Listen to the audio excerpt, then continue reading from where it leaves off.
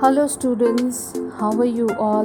I hope everyone is fine, staying at home and keeping yourself safe. So, in the previous classes of your English CB, we have completed one chapter and one poem. Today, we are going to start chapter 2, that is Skipping Shoes, page number 14. Let's read the chapter. We are going to do only 2 pages today. The rest of the 2 pages we will do it in the next class. Shall we start? Skipping shoes. Kitty does not like to help others. Can anyone help her mend her selfish ways? Read this interesting fairy tale by the American author Louisa May Alcott, best known for the children's classic Little Women, and find out what happens when Kitty finds herself wearing a pair of magical shoes. Once there was a girl named Kitty who did not want to do what people asked her to. Instead, she grumbled, "I won't and I can't." One day, she was given a pair of shiny new shoes, and barely had Kitty put them on than her mother called, "Kitty, run and tell the cook to make a pie for dinner." "I don't want to," whined Kitty as usual. But the shoes gave one jump and swept her downstairs into the kitchen.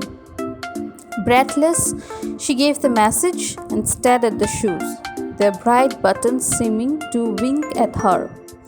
Just then her father said, "Kitty, go to the post office before school and get my letters." "I can't," started Kitty, but away went the shoes, trotting briskly down the street. "I will take these horrid shoes off as soon as I get home," said Kitty to herself as she took the letters. Soon she came to a bridge where she wanted to stop and watch a boat forgetting school.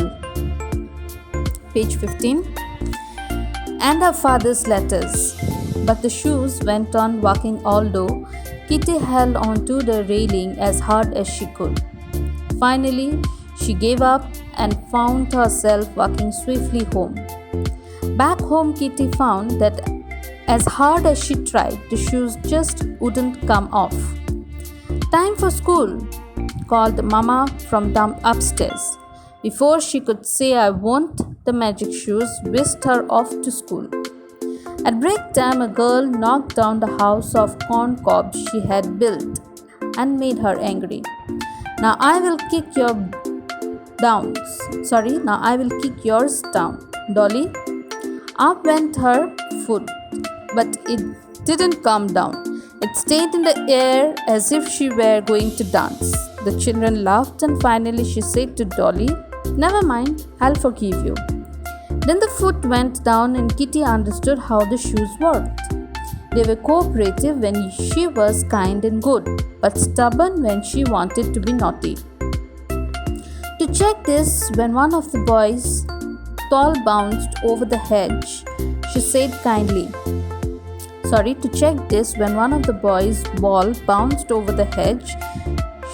kindly, "Perhaps I can get it for you, Willie." The shoes lightly lifted her over the high edge. "How could you do it?" cried the surprised boys. Kitty laughed and began to dance, pleased that there was a good side to the shoes after all. She twirled and twisted with pretty airy bounds, her feet bewitched. The girls were charmed and tried to imitate her, but no one could, and she danced till the bell rang. When Kitty reached home, her sister said, "Run and pick some strawberries for lunch."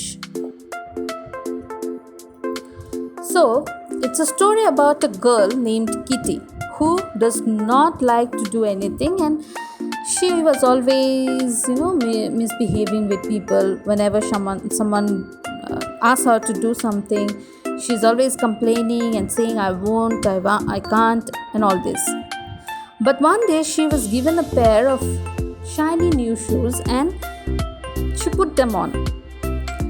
After that, her mother called and said that Kitty go and tell the cook to prepare pie for dinner. She She said, I don't want to.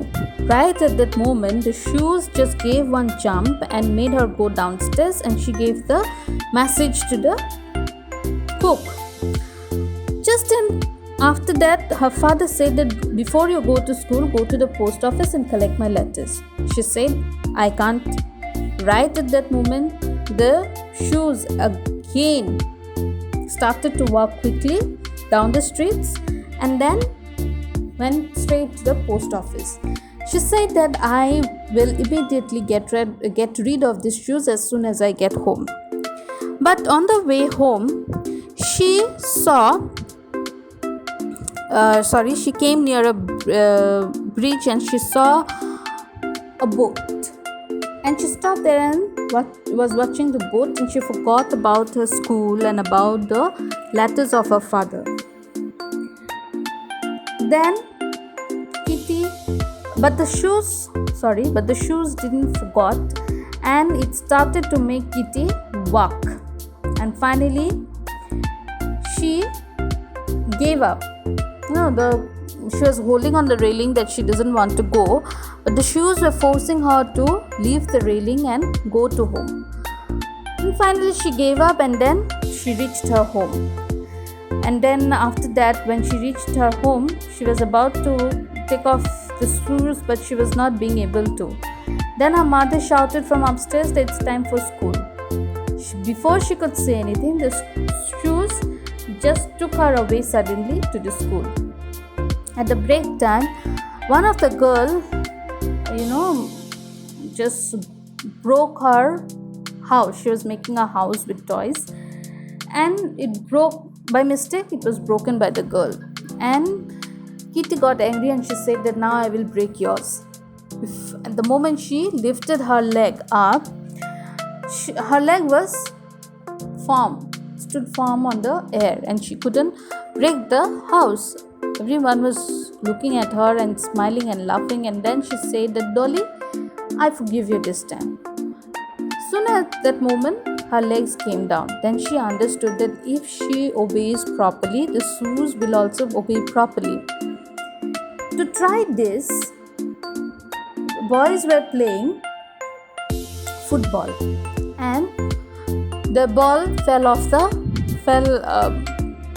the ground near the hedges.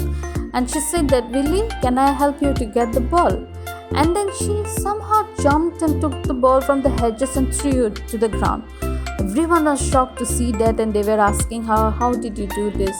She was happy, she was dancing, jumping, and everyone tried to imitate her, but no one could do that because her shoes only got magic. And then she danced till the bell rang. After that, she came back to her house. When she reached home, her sister said that just run and pick some strawberries for lunch.